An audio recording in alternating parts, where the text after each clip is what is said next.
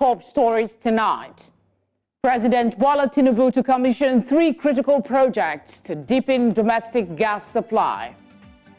EFCC assures protesters former Governor Bello Matawalle's probe is still open. Appeal court overturns order in ex-Kogi Governor Yahaya Bello's case. Blasts kill 9 in camp for displaced persons in DR Congo. Thank you for joining us. I'm Felicity Ezewike. Apologies for starting a little behind schedule. We begin in Nigeria's capital, Abuja, where President Bola Tinubu will commission 3 critical gas infrastructure projects being undertaken by the Nigerian National Petroleum Company Limited and partner. This was disclosed in a statement by the Special Advisor to the President on Media and Publicity, Ajiri Ngelale. He said the project supports government's effort to grow value from the nation's gas assets while eliminating gas flaring. The projects lined up for commissioning include the AHL Gas Processing Plant 2. The second project, the Ano Gas Processing Plant, is a processing plant designed to process non-associated gas from the Asa North Ohaji South Field in Imo State. Lastly, the Ano OB3 CTMS gas pipeline project will evacuate dry gas from the Asa North Ohaji South Primary Treatment Facility to the OB3 Custody Transfer Metering Station for delivery into the OB3 pipeline system. Away from that to the judiciary. We understand that the Court of Appeal has set aside the Lokoja High Court order against the Economic and Financial Crimes Commission and its chairman, Ola Olukoyede, in a contempt case filed by the former Kogi Governor, Yahaya Bello. The Court of Appeal, presided over by Justice Joseph O.K. Oyewole, granted the EFCC's motion for a stay of execution and proceedings in the contempt case pending before the Kogi State High Court. The court held that the motion ex parte had met merit and adjourned the hearing of the motion on notice to May 20, 2024. It also ordered substituted service of all processes in the case to be pasted at Yahaya Bello's last known address in Abuja. The appellate court's decision has halted the contempt proceedings against the EFCC and its chairman and allows the appeal filed by the AntiGraft agency against the ruling of the Lokoja High Court to proceed. To discuss this, we're joined by a legal practitioner and political analyst, Okiki Adeniro. Okiki, thank you very much for joining us. What legal reasoning did the Court of Appeal likely use to justify setting aside the Lokoja High Court's order and granting a stay of execution?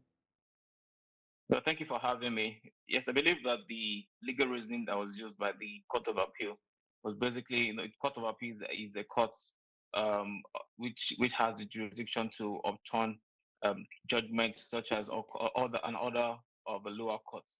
Now, in this case, the lower court had filed or had agreed with the former Governor Yahaya Bello that the chairman of EFCC should appear before it to answer to a committal proceedings, and based on this, this matter was appealed at the appeal court, and now what we have now is that the appeal court has overturned that particular order, which has summoned the EFCC chairman to court.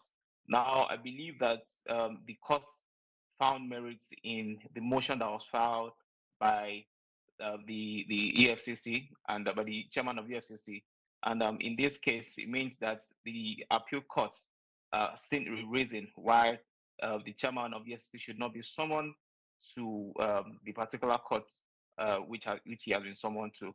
So, basically, the Court of Appeal has found merits, has found sense in the fact that the chairman of EFCC does not need, to appear at the court pending the time the case will be reviewed at the Court of Appeal.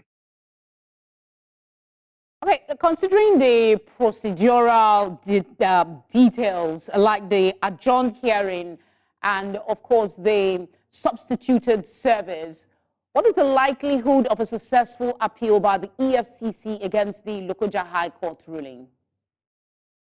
Well, it's very high. I believe that the AFCC they have put their case forward to the Court of Appeal, and the judges are very interested in their case. I believe that it's sure that it's probably successful because, as we speak, the first step that was taken was the motion experte, which in this case was agreed that the summons should not be answered to by the chairman of the EFCC. So I believe that it's going to be a successful time in court as regards the appeal which the EFCC has filed against Governor Yahaya Bello. We hope before in coming days that we'll hear about this, as the matter has been adjourned to May 28th for the hearing of the substantive motion. Okay, this case involves a former governor and an anti-graft agency, and one wonders the perception, the situation, the Court of Appeals impact would be on public perception of accountability and the fight against corruption. Well, the fight against corruption, it's at least we can see now that the Court of Appeal, at least one court is speaking the language of the people. And I must state here that the lower courts in specific terms have behaved in a particular way, which we do not really have to mention in that sense. I believe that where a particular party has been alleged to have committed fraud, it's against the public policy, it's against the Constitution of the Federal Republic of Nigeria. A court should not be found, shielding that kind of person. And in this case, that the Court of Appeal has now, taken a step, and I believe that this is the first step, and that there will be such steps as time goes on. I believe that this will show, and the members of the public will see that the judiciary is still the last hope of common man. And in fact, as it is, the Court of Appeal has shown that the EFCC, they do not have probably any hand in, or maybe a political undertone in prosecuting Governor Yahaya Bello. Only that, they are interested in doing their work as the Economic and Financial Crimes Commission, which they've been, inaugurated to, do what they're supposed to do and what they're doing right now. Beyond this case, what broader trends does this situation highlight regarding potential conflicts between state high courts and federal anti-graft agencies in pursuing corruption investigations? Well, it has been shown now that the state high courts basically do not need to get into issues like this. Like I stated before, a case such as this that has been colored with the fact that a person has been alleged to have committed fraud. What is needed from judiciary or from such courts is the support, support the Economic and Financial Crimes Commission to ensure that the proper thing is done. So I believe that now that we have seen what the Court of Appeal has done, there's hope, and we can be sure that things will be done properly at the Court of Appeal. Thank you very much, Okiki, for speaking with us. Thank you for having me. In the meantime, the AntiGraft Commission has assured the public that it will continue with the alleged 70 billion naira corruption case against the Minister of State for Defense, Bello Matawalle, during his tenure as the governor of Zamfara State from 2019 to 2023.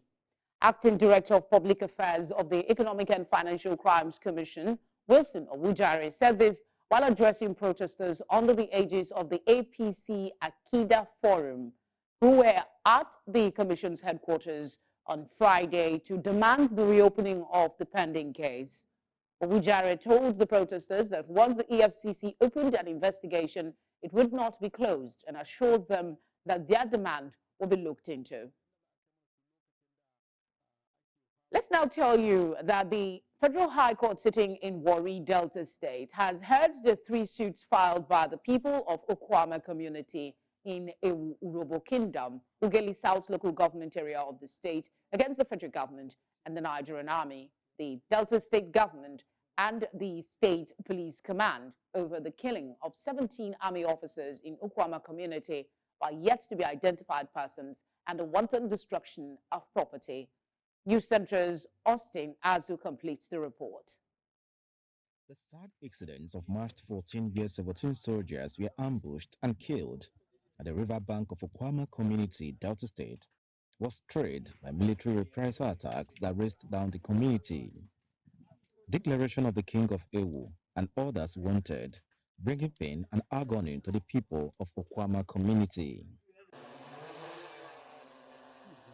The people of Okwama community have now filed damage claims of 100 billion naira against the Nigerian Army at the Federal High Court in Warri. The 3 cases are seeking, among others, the enforcement of fundamental rights to life, personal liability, dignity of human persons, right to acquire and own immovable property, and right to presumption of innocence as guaranteed in the 1999 Constitution of the Federal Republic of Nigeria as amended 2023. Among the respondents in the cases are the President, Commander-in-Chief of the Armed Forces of the Federal Republic of Nigeria, the Federal Government, Attorney General of the Federation, Chief of Defense Staff, Chief of Army Staff, Nigeria Army, Governor of Delta State, Commissioner of Police, Delta State Command, Attorney General of Delta State and Commander, 181 Amphibious Battalion, Nigeria Army, Agbo, Delta State. Professor Joseph Abugu, Senior Advocate of Nigeria, who led a team of lawyers for the applicants in the suit, told the court that the Nigeria Army and other respondents have been duly served notice of the applications. The respondents and their legal representatives were, however, not in court.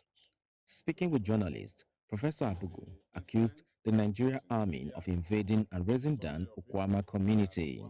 We do think that the actions of the military in invading the Okwama community on a vengeance mission is unconstitutional. It's a breach of the fundamental rights of the indigenes and residents of Okwama community. And since the court is the last hope of the common man, the community has no army of its own and is powerless before the army. But before the courts, we expect to get justice. And that's why we're here. Meanwhile, the presiding judge, Justice Sanin, has adjourned the hearing on the applications to June 4th, 2024. In Warri, Delta State, for News Central, Austin Azu. Staying with developments in Delta State, at least 7 persons have been reported dead after a fuel tanker fell and exploded along the Warri-Sapele Road, south in Delta State, South Nigeria. The fuel tanker fell and exploded on Friday morning near Ometa Junction along the dilapidated, ever-busy Warri-Sapele Road. It was gathered that a mother and a child were among those who died when the fuel-laden tanker lost control and fell, spilling its content on the road before exploding. Houses and businesses were burned as a result of the fuel tanker explosion. Meanwhile, the Delta State Governor, Sheriff Oboyewori, has visited the scene of the incident.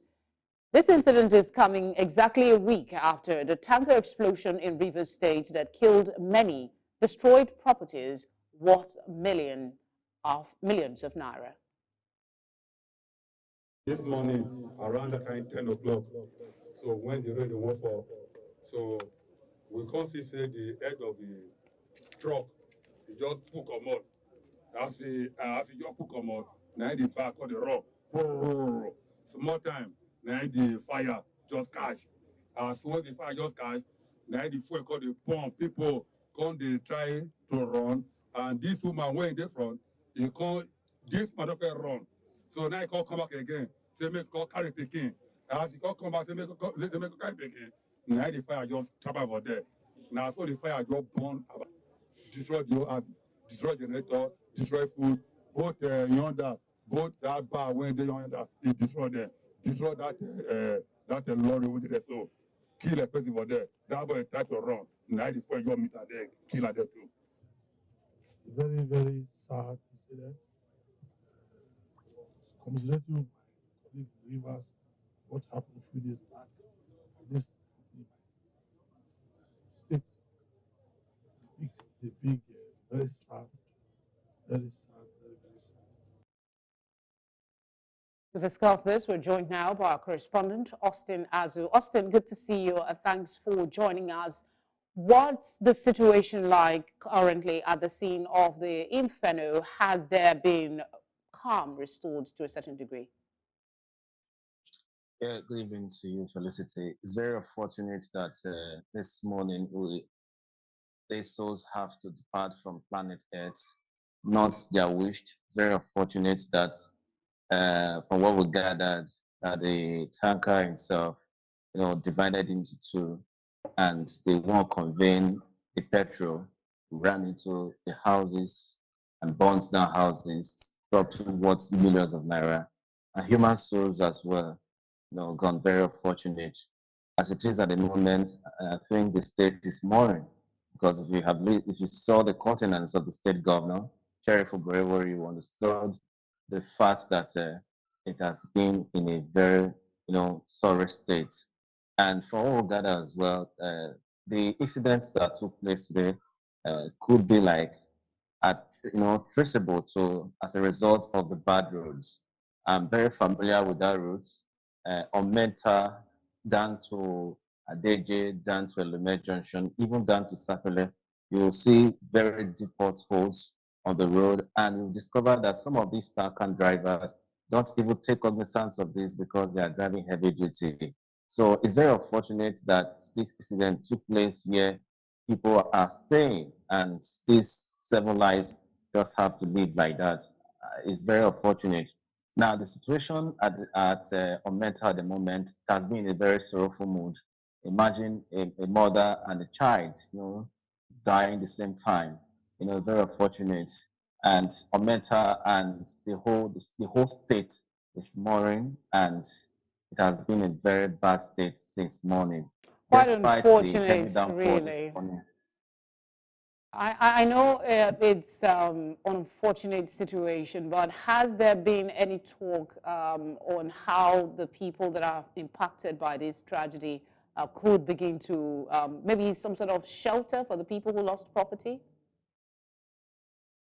As usual, if any of this occurred, and the state governor, quickly activates the necessary mechanism in place to ensure they are able to first evacuate the bodies, and thereafter find a way that they will be able to, bring those that have been displaced to a place where they can be looked after. And that office is saddled with the office of SEMA. And the governor will come out with that decision probably as from tomorrow, so that they are able to bring the other people to a place where they can be first. Of course, most of these people, don't forget that they need to be calmed because some of them have actually gone wide. And so it's not going to be an easy task for them to just sit in one place. Some of them might even, be mad as it is at the moment. I'm So sure the we'll be tension getting is further updates from you, Austin, as the situation develops. Thank you very much. most welcome. We're on a short break now. The news continues after. Do stay with us. Good to know you're still with us. In southwest Nigeria, the Lagos State Police Command has again urged residents of the state to remain vigilant while reiterating its commitment towards keeping the state safe. The public relations officer of the command said this while addressing journalists at a parade of suspects who confessed to various criminal activities. News Center's Bernard Akede has more. Another successful outing for officers of the Lagos State Police Command, as about 10 suspects who had been involved in several criminal activities were paraded. The suspects paraded were believed to have been involved in kidnappings, killings, and sale of body parts to individuals engaged in money rituals. We have their names, we have their location, and we have everything we need. So we are perfecting it. Probably before the end of today, they will be with us, and first thing on Monday morning, we are prosecuting them. Facing increased demand, the lead suspect reportedly abandoned grave robbing and resorted to murder to obtain fresh body parts. It was unfortunate for me that they gave me money for human head. That's tried one. So when I got to Besa, I've paid the guy as usual. So he didn't deliver. So I have to spend about 12 days in Ibesa just for me to, I don't know what to come and tell my clients. So he now gave me a condition that I have to, that means he's not ready to do anything. Unless if I will be able to go together. I said there's no problem. That was when I started going to the cemetery with him. So we've been doing that gradually. When they need anything, they call me. I deliver to them. The PRO urged citizens to be mindful of those who they seek spiritual aid from, as the suspects revealed that their clients were spiritualists who specialized in producing charms on demand while making use of human parts. We just advise people to be very careful who they move with, because from the story you can see that one of the suspects, or victims, was not actually abducted or kidnapped. He was lured to where he was killed. So people should be careful who they move with. People should be careful the kind of jobs they accept. This person was asked to come and work on a pig farm. So people need to be extra careful and let somebody know where you're going to. Hundeyi also urged citizens to be more vigilant and cooperative with the police to ensure more successes like this, saying this bust was made possible because of the tip-offs and hints received from concerned citizens. In Lagos for News Central, I'm Bernard Akide. Journalists in Abia State say the only way to get the best out of the press is to provide the enabling environment for them at all times. The journalist who spoke to News Central's Chinwe Ugele Yahaya appreciates the media for the role it plays in the society. Her report. Nations underscored the importance of the media when, on the 3rd of May 1993, it declared it World Press Freedom Day. Every democracy that has succeeded has a largely free and empowered press as the fourth estate of the realm. Journalists are therefore seeking true freedom of the press in Nigeria from the government and media managers. They say they want a press that is not subjected to undue censorship and intimidation by the government. The government wants to gag the press. You hear stories of journalists who have died because of publications they made. Truths they shared to the public. We journalists feel we have press freedom. But in practice, some activities of the press are being clamped down by the powers that be at certain quarters. That freedom is not there. That freedom is restricted. The need for media men to be equipped adequately was also emphasized. Thankless job. Remember ourselves who are at war fronts. Some of them are being killed there. Some of them are molested while on duty. You work without pay. You work with little or nothing. The big names are not replicated in cash.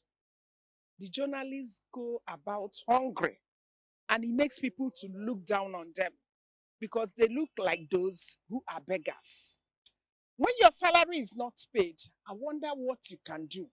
They also spoke on the theme for the 2024 celebration, which is Press for the Planet, protecting journalists and scientists in defense of the environment. We are carrying out the advocacy, and the policy is that if you hem down a tree, plant another. If you cut down a tree, plant another.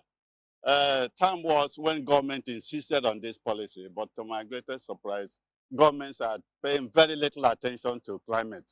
The media is saddled with lots of responsibilities that border on information dissemination, education, and entertainment of the public. In News Central, Chinwe Ugele. We're on a short break now. Tonight continues right after. To a business-related story now. In a move reflecting ongoing economic challenges, Clovo, a major food delivery company in Africa, has announced plans to cease operations in Ghana by May 10, 2024, citing profitability concerns and a re-evaluation of investment priorities. The Spanish firm's departure will impact local employment and Ghana's GDP. This decision aligns with a broader trend of multinational companies relocating from Ghana due to factors such as high borrowing costs, heavy taxation, inflation, and currency depreciation.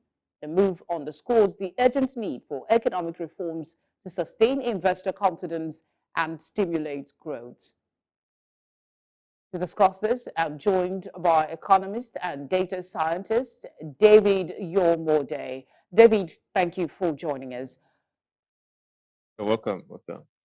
What would you say is the reason for the exit of multinationals from Ghana? Did the government impose unfavorable rules, maybe hefty taxes, currency control, that made it so impossible that they are now, moving out because they're not turning a profit?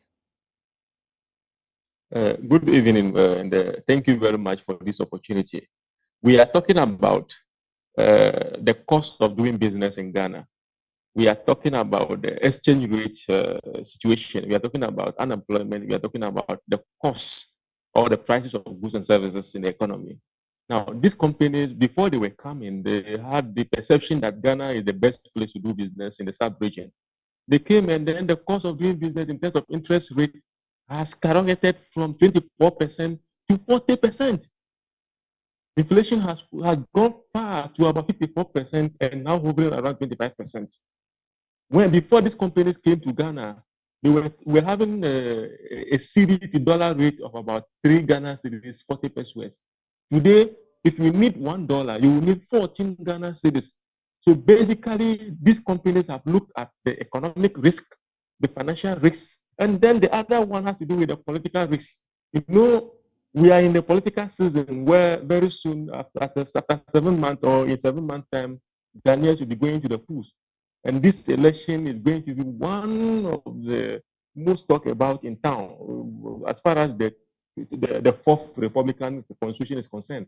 Okay, quickly, in the interest of time, could you tell us what the response have been by the government? I mean, if more multinationals leave, it impacts the economy even worse than the picture you've painted. What has been their response? Government is rallying on the back of the IMF engagement, that the IMF 3 billion that we have sorted for was going to help ameliorate the challenges. But unfortunately, let's look at the figures. Before the IMF came, unemployment was around 9%. Today, unemployment is 14.7%. So government's hope in the IMF have never heard the situation. That's one of the explanation they've given us, that the fiscal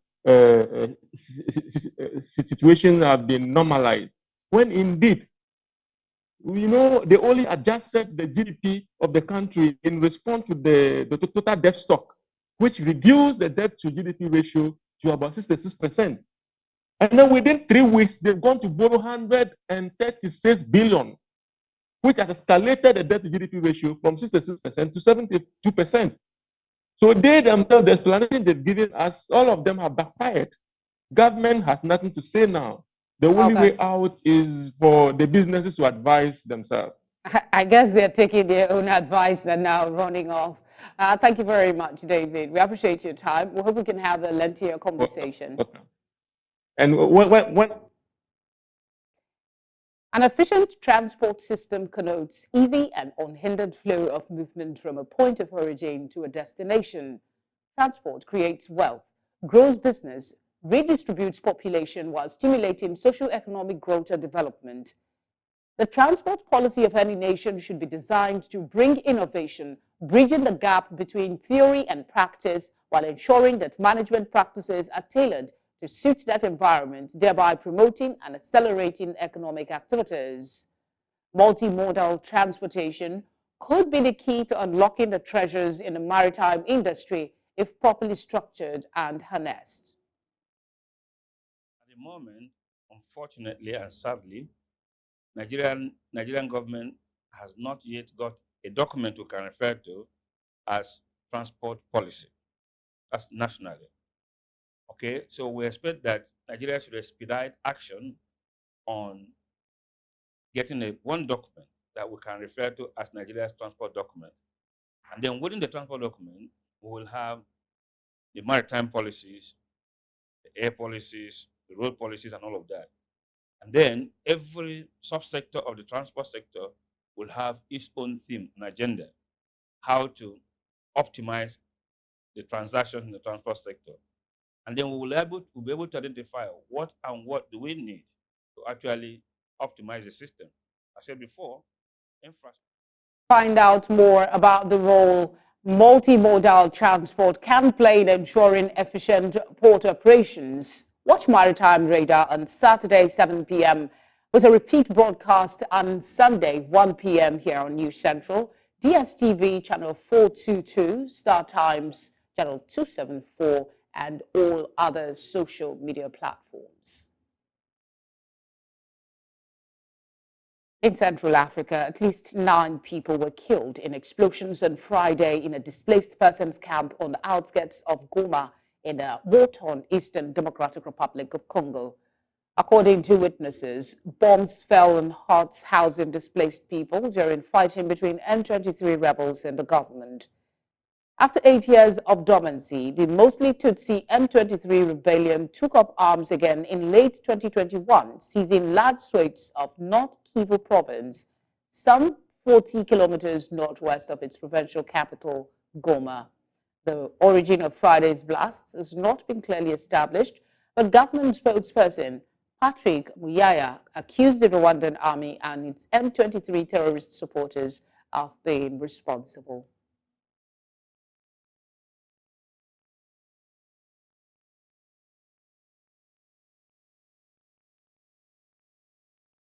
Let's now go over to our business desk for today's business stories.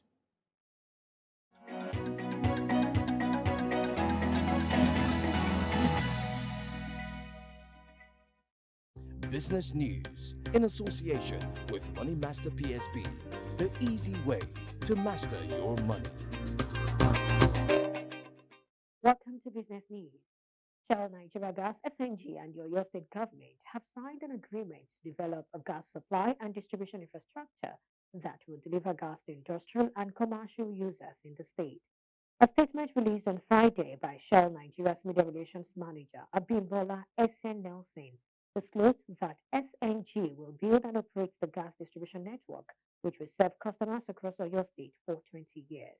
According to the statement, the project will start with the construction of gas distribution infrastructure along the 15-kilometer pipeline route, adding that it will grow to deliver up to 60 million standard cubic feet of gas per day across the state. The governor of the Central Bank of Nigeria, Olayemi Cardoso, has said that a huge purchase of foodstuffs by the government as palliatives is contributing to the galloping food inflation in the country. He stated this in his contributions during the March Monetary Policy Committee meeting, which was published on the website of the CBN. The MPC increased the benchmark interest rates to 24.75% from 22.75%. The committee had said that its hawkish stance was to tackle inflation. However, the country's inflation rate accelerated to 33.2% in March, with the food inflation rate reaching 40.01%. A year-on-year increase of 15.56 percentage points from 24.45% in March 2023. And finally, sub-Saharan Africa stands to reap over 10% of global revenue from critical minerals such as copper, nickel, cobalt, and lithium, according to the International Monetary Fund, IMF. In a statement in a recent report titled Harnessing Sub-Saharan Africa's Critical Mineral Wealth, the IMF said these cumulated revenues could correspond to an increase in the region's GDP by 12% or more by 2050. The report noted that with growing demand, proceeds from critical minerals are poised to rise significantly over the next 2 decades. The International Energy Agency IEA added that between 2022 and 2050, demand for nickel will double, cobalt triple, and lithium rise tenfold. That's all from our business news at this time. Thank you for watching. I am Perpetua Faso Repeater. The news continues shortly. Bye for now. Business News in association with Money Master PSB, the easy way to master your money.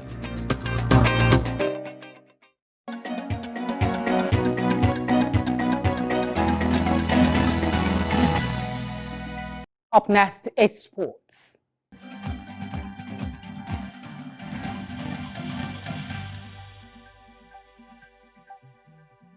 Sports Update brought to you by Corn Oil.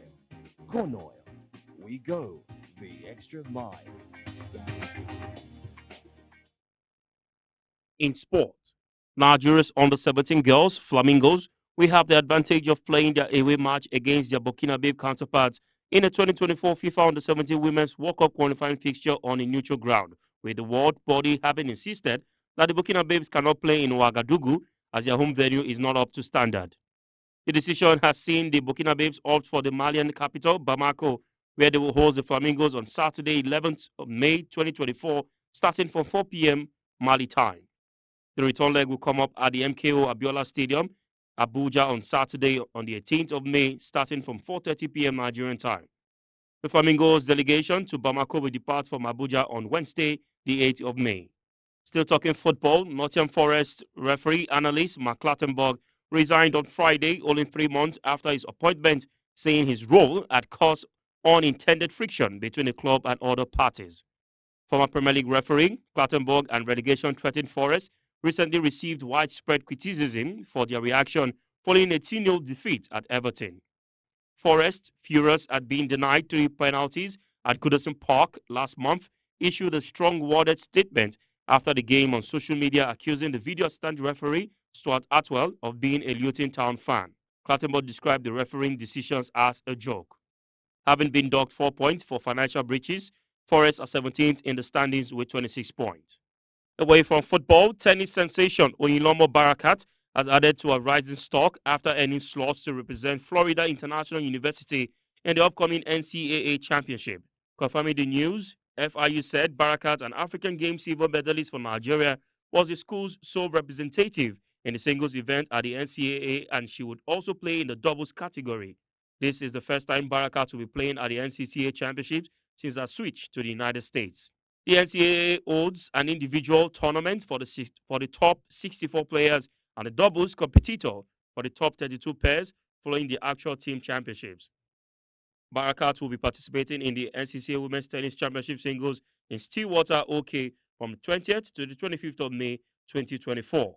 Still talking tennis, Andrei Rublev reached the 5th Masters 1000 final of his career with a 6-4, 6-3 win over American Taylor Fritz at the Madrid Open on Friday. The 7th-seed Rublev arrived at the tournament carrying a 4-match losing streak, but rebounded in the Spanish capital, claiming 5 impressive wins, including one over world number 3 Carlos Alcaraz in the quarterfinals. He will face Felix Ogo Alisime or Jerry Leheka, who play later in Sunday's final. Rublev is seeking his 16th career title and his second of the season after winning Hong Kong in January. Sports Update brought to you by Corn Oil. Corn Oil, we go the extra mile.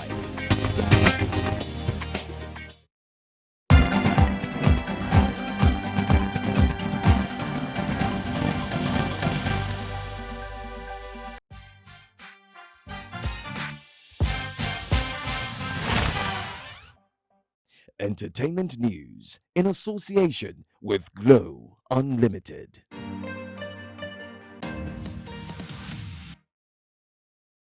Entertainment tonight kicks off with the queen of Afrobeats, Grammy-nominated singer and acclaimed actress Tiwa Savage taking center stage. Tiwa Savage says her first love was always acting, and now she's bringing that first love to life in her debut feature film, Water and Gary.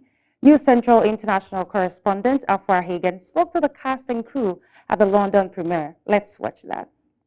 The namesake of her 2021 EP, Water and Gary, is the brand new film from Tiwa Savage. It marks her acting debut as well as the first film that she's executive produced. Filmed in Cape Coast, Ghana, it certainly marks a turning point in Tiwa Savage's career. Directed by Meji Alabi, Water and Gary tells the story of Aisha, played by Savage, an ambitious fashion designer who has spent the last 10 years in the US and returns to her native country following a family bereavement. At home, things have changed. As she reconnects with family, old friends, and her past love, Aisha must learn to live with her scars and confront the guilt she left behind.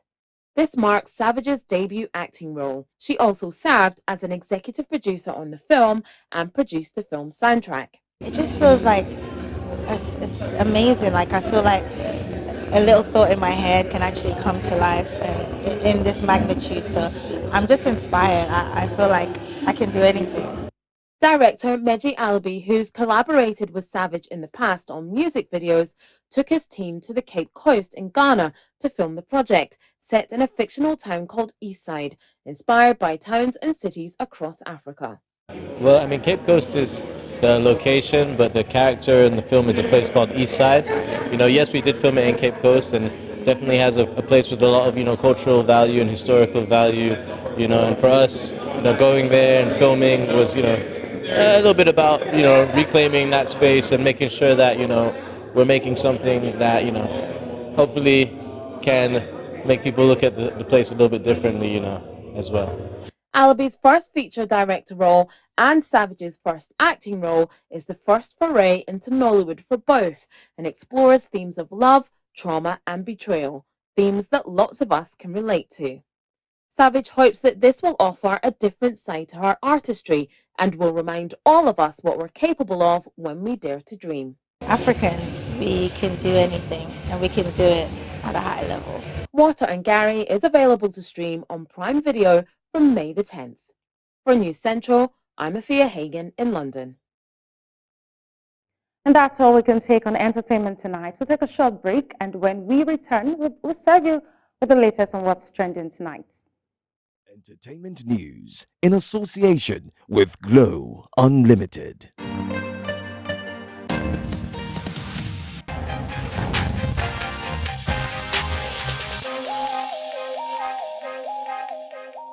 Now, moving away from entertainment stories, the highlight of our trending stories today is Oyo State. And I'll tell you why. Oyo State government and Shell Nigeria Gas have joined forces in a $100 million deal to establish a gas supply network. This initiative aims to boost economic activities by providing industries with a reliable and environmentally friendly energy source. While the project promises economic growth and energy stability, concerns also linger about its direct benefits to Oyo residents. As usual, Nigerians share their concerns on social media. Let us take some of those reactions now on X. Brian is saying, this will be laudable. Having a stable power supply in Oyo State will be laudable. This will go a long way to improve the business environment and as well the quality of life. Another tweet from Amobi saying, Nigerians only hear about investment or news, but never benefit from these investments. Yes, good you have signed the investment, but I hope common man would get employed. We have another one from Ann Lola saying, Dear Governor Sheyi, well done on this, but critical thinking has led me to ask why a gas business deal? Has Oyo State discovered a gas plant that we're not aware of? Prince Adebs is saying, this is an investment initiative that will generate employment and have a huge positive economic impact on Oyo State. Congratulations to the people of Oyo. Kudos. Then we have another one from Oluwasegun saying, a program that will benefit only private proponents of the project, some selected politicians, their affluents, cronies, and some professional civil servants that will handle the allocation. And that's all for tonight on What's Trending, but you can join the conversation and share your thoughts across our social media platforms at News Central TV.